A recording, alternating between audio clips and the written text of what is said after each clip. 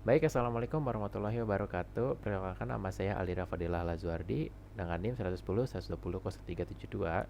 Di sini saya diberikan tugas sedikit mengenai overview atau penjelasan sedikit mengenai Project Cost Management.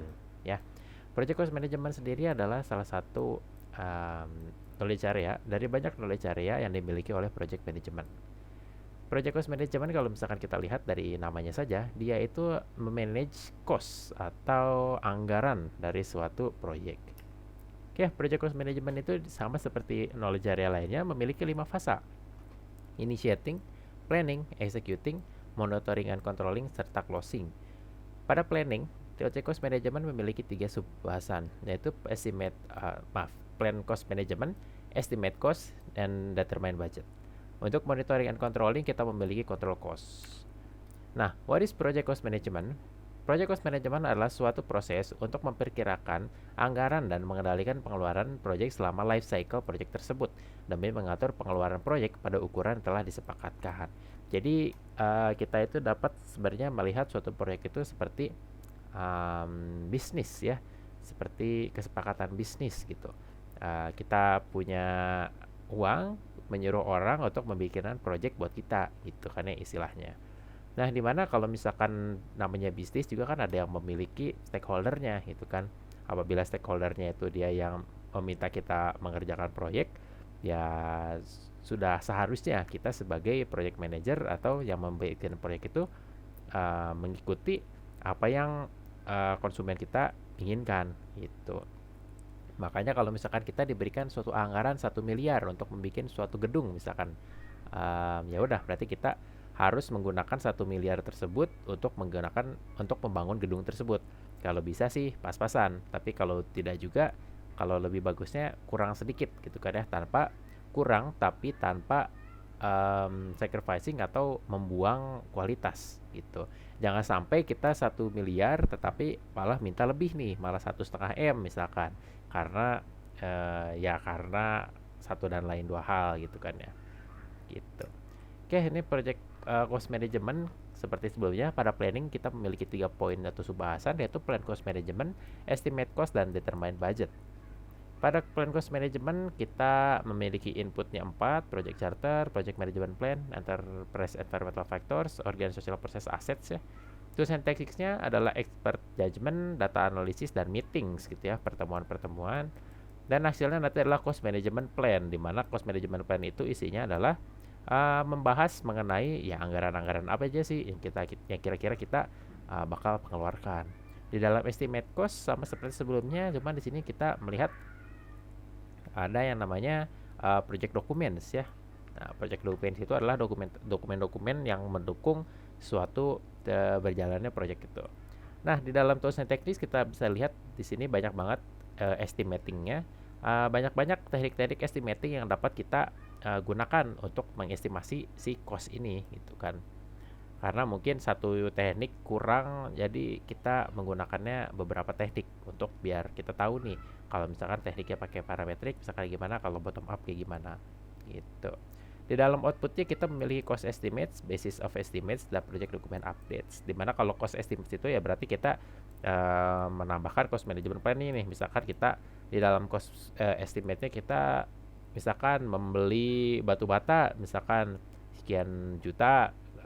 Nah, dari basis of estimates itu kita bakal nanya nih, 1 juta itu kita datangnya dari mana sih? Oh, mungkin karena kita hitung misalkan kira-kira satu ruangan butuh berapa batu bata, dan nanti kita lihat batu bata itu harganya berapa. Nah, itu adalah basis dari estimate. Dan di dalam determine budget kita memiliki 6 input gitu ya.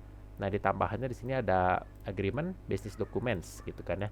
Nah, seperti yang telah disinggung sebelumnya, kita bisa melihat proyek itu sebagai suatu bisnis gitu kan ya. Business documents juga kita bisa diperlukan gitu kan ya, bahkan diperlukan untuk business dokumennya di dalam determine budget ini sebagai input. Tools and tekniknya di sini sama seperti sebelumnya, mirip-mirip. Teman di sini kita memiliki, nah ini nih financing, berarti udah jelas gitu kan ya, kita melihat memerlukan bahwa ada financing gitu, financing yang diperlukan untuk mengerjakan proyek ini gitu. Nah, di sini kita memiliki cost baseline, project funding requirements, dan project documents update untuk determine budget. sebagai outputnya. Selanjutnya ada monitoring dan controlling. Di sini monitoring dan controlling hanya memiliki satu subpoint, yaitu control cost, di mana control cost memiliki 5 input, ya. Work performance data, organizational process assets, ya. Ini adalah aset-aset yang dimiliki organisasi. Misalkan adalah historical proyek-proyek sebelumnya yang pernah dikerjakan gitu kan ya oleh organisasi tersebut.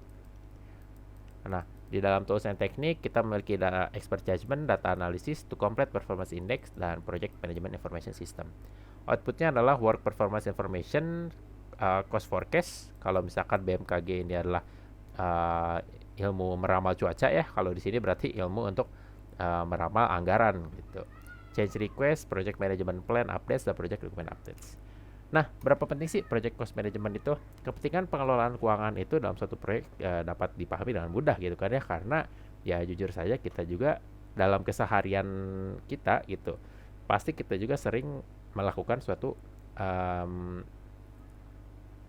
memanage anggaran-anggaran kita. Misalkan dalam satu minggu kita makan sekian, transportasi sekian, keperluan-keperluan lainnya sekian. Nah, itu mungkin sudah kita sering lakukan setiap harinya. Nah, kalau misalkan sepenting itu untuk kita, ya berarti untuk proyek juga sama pentingnya, gitu. Proyek yang tidak dikelola secara keuangan memiliki potensi kegagalan yang sangat besar. Sebagai contoh, apabila kita ingin membangun suatu rumah, kita harus mengatur anggaran terlebih dahulu seperti bata, semen, pasir, dan lain-lain. Ini itu kita harus di manage dulu nih. Untuk bata kita alokasikan sekian rupiah, semen sekian rupiah. Jangan sampai nanti batanya beli yang bagus-bagus, kehabisan banyak rupiah sampai kita gak bisa ngalokasiin dana buat pembelian pasir nih karena udah habis sama pembelian bata gitu. Nah, jangan sampai kayak gitu. Nah, di sini ada beberapa important terms, yaitu unvalue management atau EVM. EVM itu adalah metodologi yang menggabungkan ruang lingkup jadwal serta sumber daya pengukuran untuk menilai kinerja dan kemajuan proyek. Trend analysis adalah kemampuan untuk membaca, memahami, dan memprediksi pergerakan suatu data berdasarkan kejadian sekarang dan data historis yang dimiliki. Forecasting adalah suatu prosedur yang digunakan untuk membuat prediksi atau perkiraan mengenai kejadian di masa depan yang akan datang pada masa proyek yang sedang dilaksanakan. Seperti barusan ya contohnya. Nah, di sini ada barusan yang sedikit disebut di dalam planning phase, yaitu to complete performance index. Nah, di mana di sini itu adalah TCPI adalah ukuran kinerja biaya yang diperlukan untuk dicapai dengan sumber daya yang tersisa dalam rangka memenuhi tujuan manajemen yang telah ditentukan. Misalkan kita dalam proses seminggu kedua misalkan ya gitu. Di sini kita memiliki time.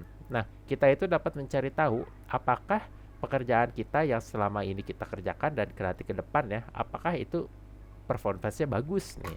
Nanti kalau misalkan kita hitung menggunakan yang ada di sini, kita bisa mencari si indeksnya itu ya tentu namanya indeks gitu ya, dimana basisnya itu adalah 1, dan apabila lebih dari 1 itu sebenarnya kurang oke atau kurang optimal. Berarti kalau misalkan lebih dari 1 artinya mungkin ada beberapa anggaran yang over budget atau mungkin ada beberapa deadline yang kelewatan nih kayak gitu.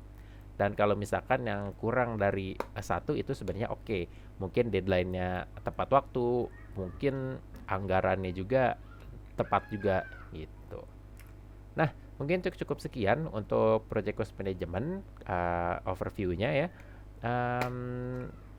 Mungkin cukup sekian yang dapat saya sampaikan. Apabila ada kesalahan mohon dimaafkan.